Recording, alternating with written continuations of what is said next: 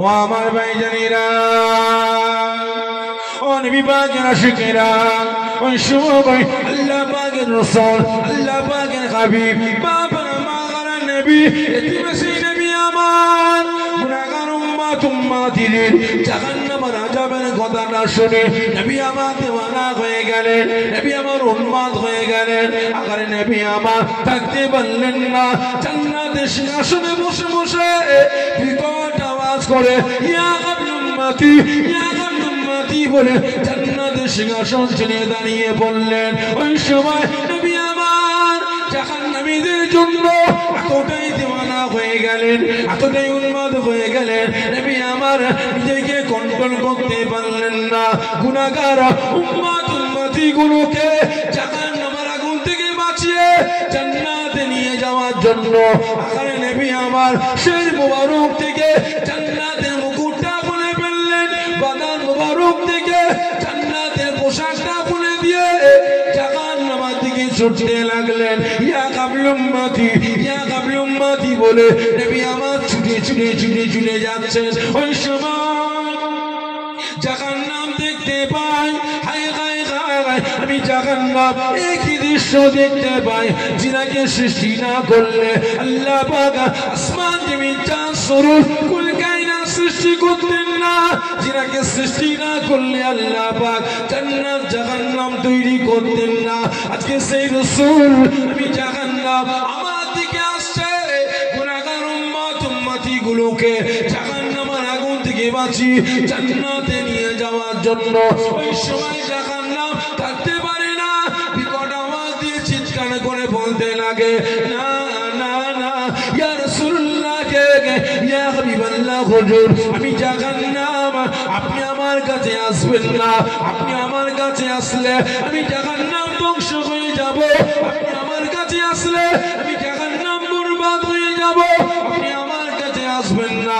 আগারে নবী আমার গুনাহগার উম্মত উম্মতিদেরকে এতটাই মহব্বত করেন, এতটাই প্যার করেন, গুনাহগার উম্মত উম্মতি গুলোকে জাহান্নামের আগুন থেকে বাঁচিয়ে জান্নাতে নিয়ে যাওয়ার জন্য পাগলের ন্যায় ছুটে ছুটে ছুটে ছুটে গিয়ে নবী আমার জ্বলন্ত জাহান্নামের আগুনের সামনে গিয়ে দাঁড়িয়ে যায়। জোরে বলবেন না সুবহানাল্লাহ। জাহান্নামের সামনে গিয়ে দাঁড়িয়েছে, বলি মিলে বলে কে? রাসূল। কি ঠিক না বেটি? কাদের ভালোবাসে? কি কথা বলে না? কাদেরকে বাঁচাবার জন্য? আমাকে আপনাকে বাঁচাবার জন্য, ঠিক না বেটি? বলেন। আজকে আওয়াজ দিয়ে হাত তুলে বললেন রাসূলকে জানের থেকে বেশি ভালোবাসে। একজন আছেন হাত তুলে বলতে পারেন যে ভাইজান জ্ঞান হওয়া থেকে নিয়ে আজ পর্যন্ত রাসূলের একটা সুন্নাতকে পাকড়াও করে চলছে? কেউ আছেন ভাই? দোয়া করে দেবো নাকি ভাই? কষ্ট হচ্ছে আপনাদের? দোয়া করে দিই যদি বলেন তাহলে এখানে দিয়ে দেবো, কারণ 12টা পার হয়ে গেছে তো ভাই।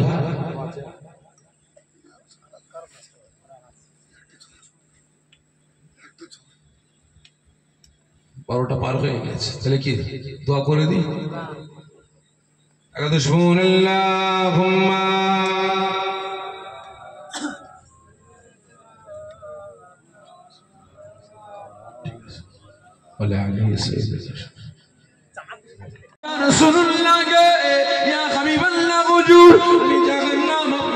অনুরোধ করছি আর আগে আসবেন না, ওই জায়গায় দাঁড়িয়ে দাঁড়িয়ে আমি জাহান্নাম আমাকে অর্ডার করুন, ওই জায়গা থেকে আমি জাহান্নাম আমাকে হুকুম করুন, আওয়াজ দিয়ে একবার বলুন এই জাহান্নাম, এই জাহান্নাম, আমি আল্লাহ পাকের রাসূল তোকে হুকুম দিলাম, তোকে অর্ডার দিলাম, এই মুহূর্তে জাহান্নামের ভিতর থেকে আমি রাসূল আমার যত গুনাহগার উম্মত উম্মতি গুলো আছে তাড়াতাড়ি করে আমি রাসূল আমার সম্মুখে বাইর করে দে।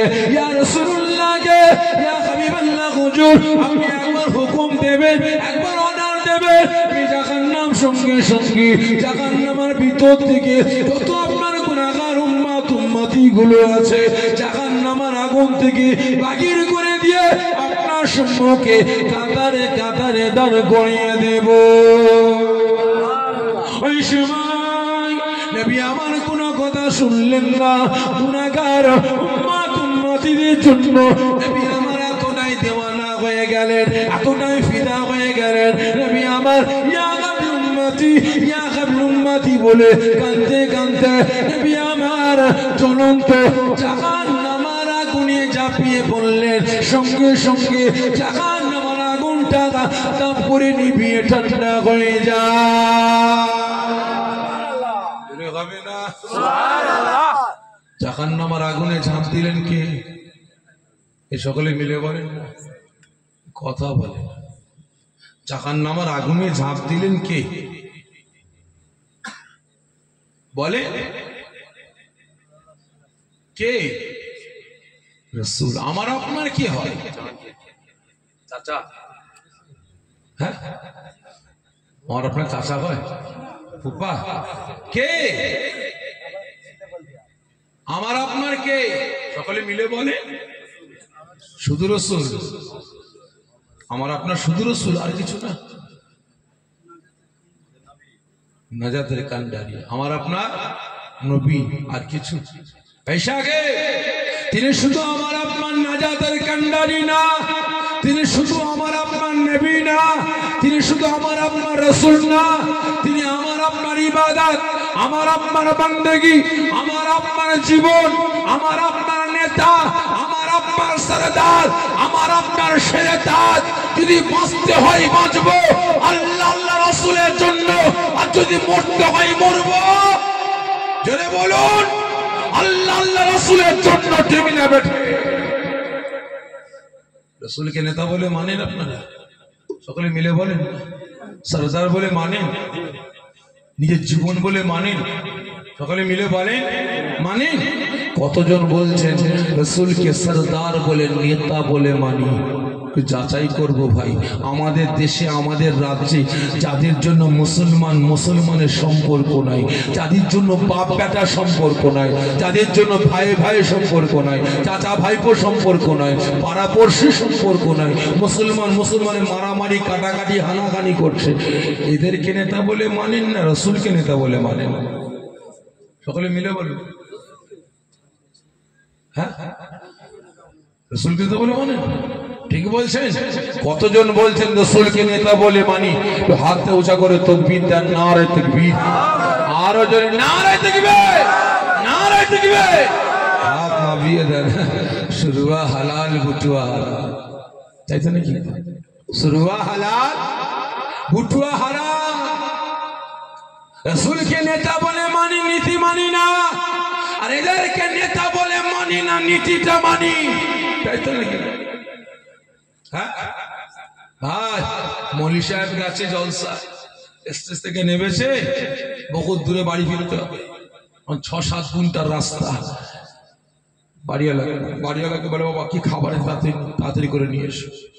খাবার নিয়ে এসছে, একটা প্লেটে ভাত, ওরা বড় পড়া গামলায় 1 গামলা তরকারি। কি ওতে? হুজুর তরকারি। খোলো, কি আছে? খুলে কি ওটা? হুজুর মুরগি। মুরগি দেখতে পাচ্ছি। কি মুরগি? দেশি না পোল্ট্রি? হুজুর পোল্ট্রি। হ্যাঁ পোল্ট্রি। আমি তো বাবা পোল্ট্রি খাই না। তাহলে কি হবে? কি হবে বাবা? গরু গোস্ত আছে? যে হুজুর না, গরিব মানুষ তো। বাবা মাছ আছে? যে হুজুর না, মাছ আর মুরগি কিনতে গিয়েছিলাম, গরিব মানুষ 500 টাকা নিয়ে বড় বড় মুরগি দেখে সবটাই নিয়ে চলে এসছে হুজুর, আর সব রান্না করে আপনাকে দিয়েছি। আমাদের পোল্ট্রি খাই না বাবা, খাবো কি দিয়ে? ডাল সবজি আছে, আলু ভর্তা আছে। যে হুজুর না, তাহলে খাবো কি দিয়ে? সাদা ভাত। বাড়িওয়ালা বলে হুজুর সাদা নুন আনবো। বলিস কি? সাদা নুন চটকে খাবো? একটা কাজ কর, পোল্ট্রি তো খাই না, ঠেলে ঠেলে গোস্তগুলো সরিয়ে দিয়ে শুরুটা দে। কি বললো? শুরুটা দে। শুরুয়া হালাল আর বুটুয়া হারাম। ঠিক না বে? ঠিক ভাইসাকে খারাপ করে নেবেন না। রাসূলকে নেতা বলে মানি, নীতি মানি না। আর এদেরকে নেতা বলে মানি না, নীতিটা মানি। নির্লজ্জ বেহায়া মুসলমান। আজকে আমি আপনি মুসলমান, দিকে দিকে লাঠি ঝাঁটা জুতো, খাবো না তো কারা খাবে? খারাপ মনে নেবেন না ভাই।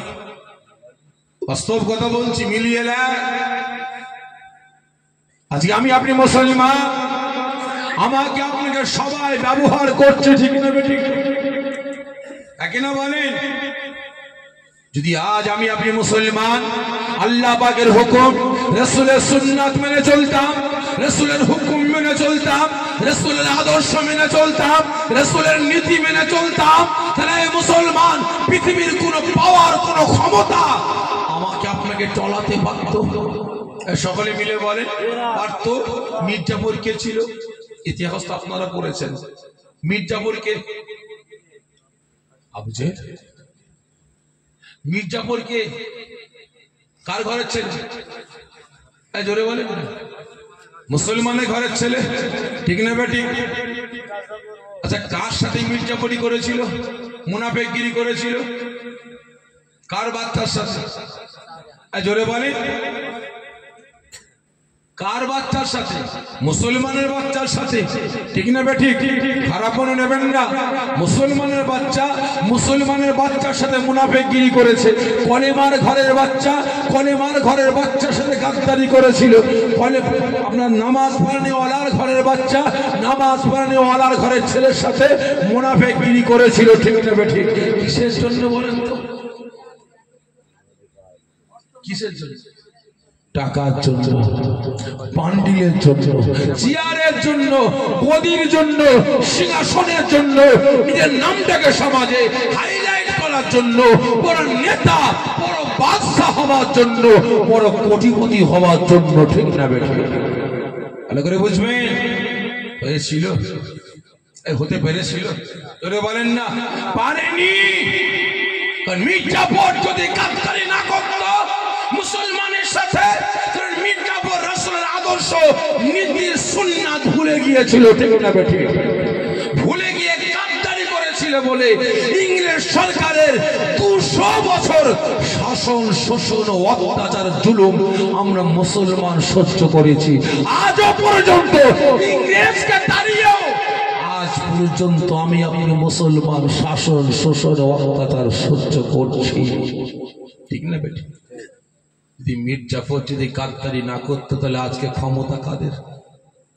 এই জোরে বলেন, ভালো করে বুঝবেন। আমি এখানে কারোর বিরুদ্ধে বলার জন্য আসিনি, কারোর পক্ষে বলার জন্য আসিনি। আমি একমাত্র মুসলমানের পক্ষে, মুসলমানের হয়ে বলার জন্য এসেছি। বুঝতে পেরেছেন? ভালো করে বুঝবেন ভাই। আজকে এই কথা বলতে গিয়ে ছোট্ট কথা মনে পড়ে, যদি অনুমতি দেন বলবো।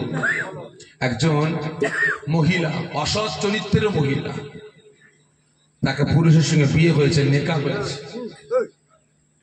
পুরুষের সাথে তার মহিলাটা নেকাহ হয়েছে কম বেশি 8 বছর। কত বছর? 8 বছর। 6 বছরের বাচ্চা। ক বছরের বাচ্চা? 6 বছরের বাচ্চা। ভাই, এখন তো জামানা চলছে জানেন তো আপনারা, সব ফোনে ফোনে ফোনে ফোনে হাই হ্যালো হচ্ছে, কি ঠিক না বেটি? যে ফোনগুলো দেখছেন, স্মার্টফোন, কি ঠিক না বেটি? ভালো না খারাপ এগুলো? সকলে মিলে বলেন না, ভালো না খারাপ? ভাই, আমি মনে করি এগুলো জাহান্নাম, এগুলো জাহান্নাম। মোবাইলের যত ভিতরে যাবেন জাহান্নাম আর তত গভীরে নামবেন, ঠিক না বেটি? বাস্তব বলছে। এই মোবাইলটা 1% কাজে লাগে। কোনটা?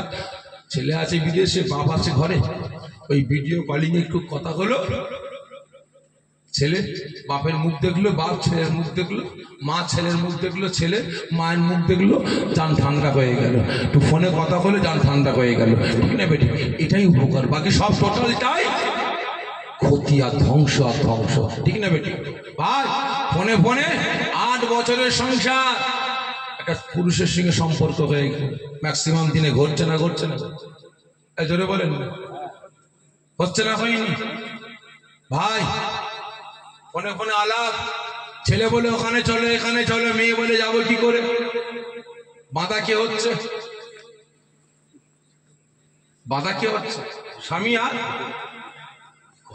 কথা বুঝতে পারছেন আপনারা?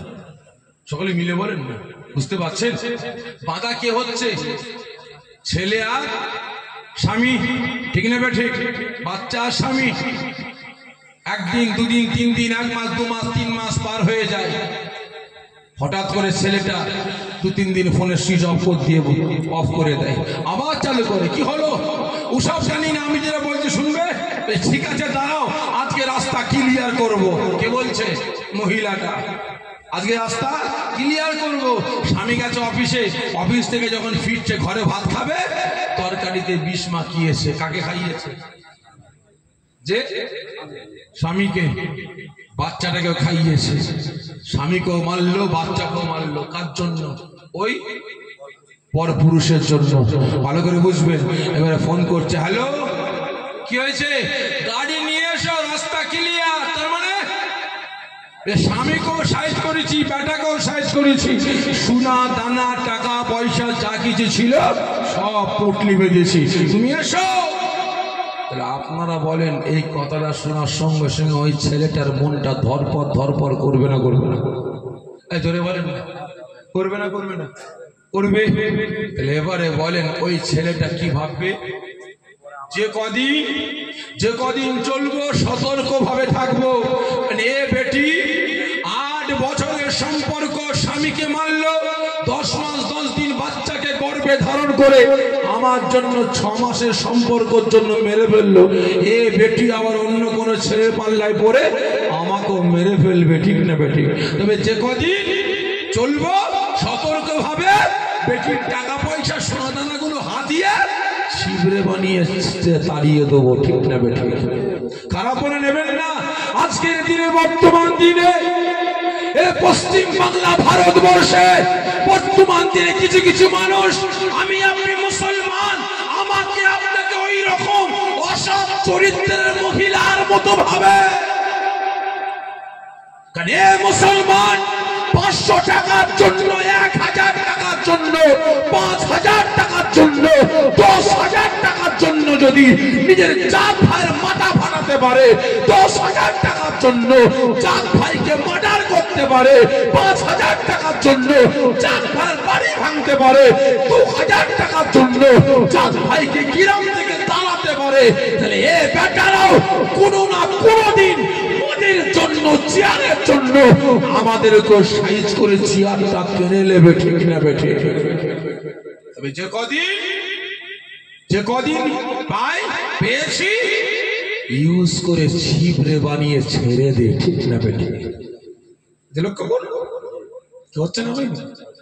যত বড় বড় মুসলমান ব্যবসায়ী লক্ষ্য করুন, বড় বড় মুসলমান ব্যবসায়ী, যত বড় বড় মুসলমান কোটিপতি, যত বড় বড় মুসলমান চাকরিজীবী, তাদের বাড়িতে বড় বড় মুসলমান নেতা, তাদের বাড়িতে ইডি, সিবিআই, গোয়েন্দা, পুলিশ ঢুকিয়ে বিভিন্ন রকম ভাবে তাদেরকে ফাঁসিয়ে ডানাগুলো ছেঁটিয়ে দেওয়া হয়েছে, ঠিক না বেঠিক? হচ্ছে না কাহিনী? সকলের কাছে অনুরোধ করো, মুসলমান জ্ঞানী যারা বোঝে তারা শুধু ইশারায়। এখনো সময় আছে, যদি বাঁচতে চান শান্তিতে, দিন দুনিয়া আখিরাতে, তাহলে মুসলমান আপনার ভাষা আলাদা হতে পারে, মুসলমান আপনার গঠনটা আলাদা হতে পারে, গায়ের কালার আলাদা হতে পারে, মুসলমানের বাড়ি আলাদা হতে পারে, মুসলমানের খাদ্যটা আলাদা হতে পারে, প্ল্যাটফর্ম আলাদা হতে পারে, আকীদা আলাদা হতে পারে, কিন্তু আল্লাহ রাসূলের জন্য, ইসলামের জন্য, শরিয়াতের জন্য, কোরআনের জন্য, মসজিদ মাদ্রাসার জন্য, ওয়াকফ সম্পত্তিকে রক্ষা করার জন্য, মুসলিম সমাজকে বাঁচাবার জন্য আমাদের আওয়াজটা এক করা দরকার আছে না? আছে না? নাই? সকলকে বলছে মুসলমান এক কাজে লাগবে, আর না হলে এই নামে তাল পুকুর ঘটি ডোবে না। নাম মুসলমান, খাঁচা মুসলমান, বডি মুসলমান, সাইনবোর্ড মুসলমান, ভেতরটা জাহান্নামের আঁতুর ঘর, ঠিক না বেটি? এই চকোবার দেখেন, চকোবার চকলেট আইসক্রিম দেখেছেন তো? পুরোটাই চকলেট, তাহলে ওপরটাই পাতলা করে চকলেট আর ভিতরটাই সাদা, ঠিক ওই রকম নাম মুসলমান, সাইনবোর্ড মুসলমান, বডি খাঁচা মুসলমান, ভেতরটা জাহান্নামের আঁতুর ঘর হয়ে থাকবে। সকলের কাছে অনুরোধ করে বলবো, এখনো সময় আছে। আমার আপনার কেউ নেই বর্তমান দিনে আছে একমাত্র আল্লাহ, আল্লাহ রাসূল ছাড়া আমরা মুসলমান। আমার আপনার কেউ আছে? এই জোরে বলেন, কেউ নেই, কেউ নেই। এই গত পরশুদিনে নদিয়ায় জলসায় গিয়েছিলাম, গত পরশুদিনে নদিয়ায় জলসায় গিয়েছিলাম। ওয়াকফ সম্পত্তিকে কেন্দ্র করে দুটো কথা বলেছিলাম, মসজিদকে কেন্দ্র করে দুটো কথা বলেছিলাম, মুসলমানের যে অবস্থা চলছে এখন একটু কথা বলেছিলাম। কিছু কিছু মানুষের ব্যথা লেগে গেছে। আপনি একটু সম্প্রীতির কথা বললেন না, কি বলছে? একটু সম্প্রীতির কথা বলছেন, রেখে দিলে যাবো সম্প্রীতি, ঠিক না বেটা? সাপ হয়ে কামড়াচ্ছে আর রুটা হয়ে ঝাড়ছে, আমার সম্প্রীতি, ঠিক না বেটা? ঠিক ঠিক আর করে বুঝবেন, খারাপ মনে নেবেন না ভাই। কারণ গতকালকে জলসায় গিয়েছিলাম নদী পার করে, আপনার কি জায়গার নামটা ভুলে গেলাম, ওইদিকে যাইনি তো কোনোদিন, নতুন গিয়েছিলাম গতকালকে। সেখানে কালেকশন করছি, হিন্দু ভাইরা পর্যন্ত জলসায় চাঁদা দিচ্ছে। আমি তখন বললাম কিছু কিছু ভাইদেরকে, এটাকে ভিডিও করো, এটাকে দেখাও। যারা এতদিন মানুষগুলোকে মার্ডার করার রাজনীতি করেছে, আর এখন মানুষ একে অপরকে মার্ডার করতে চাই না, হাতে বোম পিস্তল লাঠি তুলতে চাই না, ঝান্ডা বাঁধতে চাই না, প্রেস্টিজে লাগে, বিবেকে লাগে। এখন তারা কি করবে? মোদি বাঁচাবার জন্য, নিজের অস্তিত্ব রক্ষা করার জন্য ধর্ম ধর্ম লাগিয়ে দিয়ে রাজনীতি চলছে, তাই তো নাকি? হিন্দু আর মুসলমান, হিন্দু আর মুসলমান করে বেড়াচ্ছে। দেখাও তাদের, ওদের বুকটা ফেটে যাবে, ঠিক না বেটা? ভাই মসজিদ গুলোকে শেষ করছে, মাদ্রাসাগুলোকে শেষ করছে, মসজিদে ঢুকে গিয়ে পিচ্ছাপ করছে, কোরআন পাকের সাথে বিয়াদবি করছে, আর সম্প্রীতি মানাই, তাই জোরে বলেন না। তবু আমরা মুসলমান চাই যে না, আমরা অশান্তি চাই না, ঠিক না বেটি? আপনার এলাকায় যে পাশে যে মসজিদ কমিটি, যেখানে ওই অঘটনটা ঘটেছে, সে কমিটি ভাইরা এত বড় কাণ্ড ঘটাবার পরেও মারধর করেছে ছেলেটাকে, এই জোরে বলেন, মারধর করেছে, চট থাপ্পড় মেরেছে, রাগারাগি করেছে, এই জোরে বলেন, ছেলেটাকে গালাগালি দিয়েছে, এই জোরে বলেন, ছেলেটাকে চট থাপ্পড় মেরে বলে যায় কলেমা পড় বলেছে, বলেনি, পুলিশ প্রশাসনের হাতে তুলে দিয়েছে। কেন? আমরা অশান্তি চাই না, ঠিক না বেটা?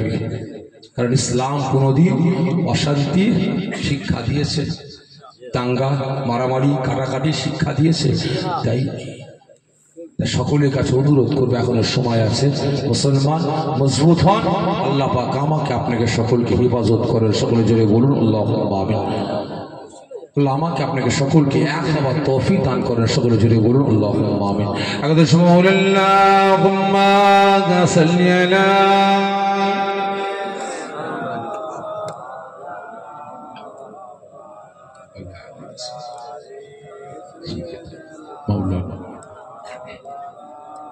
আমার দিনদার ইমানদার নিকার পরিষ্কার নামাজি মুসলমান আল্লাহ বয়োজ্যেষ্ঠ আব্বা জানেরা, জোয়ান যুবকেরা, সকলের কাছ থেকে বিদায় নিবার আগে কমিটি ভাইয়ের একটা আমাকে দায়িত্ব দিয়েছে, আশা রাখি সে দায়িত্বটা পালন করবে ইনশাআল্লাহ। তবে দায়িত্ব পালন করার আগে জানতে চাইছি, আপনারা বলেন তো ভাই, যে জায়গাটা বসে আছেন জায়গার নামটা কি? এই জায়গার নাম রিয়াজুল জান্নাত। পেলাম কারো সিলাই? সকলে মিলে বলেন রাসূল পাক সাল্লাল্লাহু আলাইহি ওয়াসাল্লাম হুজুরের ওসিলায়, ঠিক না বেটি?